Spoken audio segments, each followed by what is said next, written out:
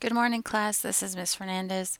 Very briefly, I just wanted to show you what you need to do if you want to export your After Effects file into an MP4, which I know we were having trouble with because After Effects no longer allows you to do that, but kind of gets you to export as a QuickTime only.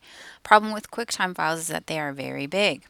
So you have your After Effects file, and you're going to go File, Export, and Add to Adobe Media Encoder queue.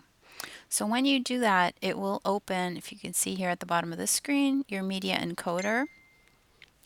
And essentially, once it opens, it's kind of behind here. So it's just taking a moment to pick that up.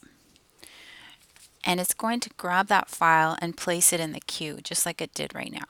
Okay, so now you have some options. So from these drop-down menus, these are all the different formats you can choose. It defaults to H.264, which is what you want because it will be a smaller file for sure.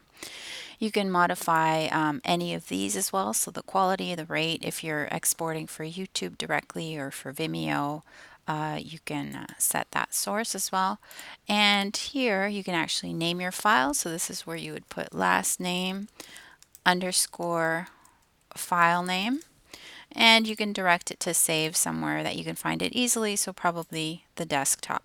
When you've completed that, you're going to press the green play button, which will actually start the render. And as you see at the bottom, you'll see these dash lines just kind of spinning across the page. That just means that it's rendering, and it'll show you a little visual of what it's rendering. So in this case, it's a short video. We did the tutorial with the curtains opening. And when it's done, it will have created the MP4 file onto your desktop. And it should be much smaller, so much more compressed than your standard QuickTime file, which you guys had exported for some of your previous tutorials. So once that is done, just going to minimize this, and you will be able to see what it looks like on your desktop. And then when you play it, it should play directly through QuickTime.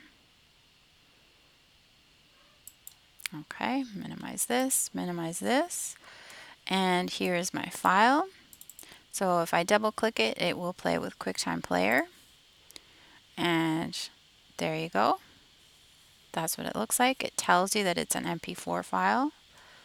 Just going to close this here, and if you right click on this, get info, you're able to see how big the file is. So this one happens to be 5.7 megs, which is considerably smaller than some of the other files I was receiving through Google Class, which were like 1 gig. In any case, this is the type of file export that I would like you to submit into our Google Class if you have anything that is very large. Okay, so very big video files, let's compress them to MP4 using the H.264 codec. All right, that's it for today. Thank you.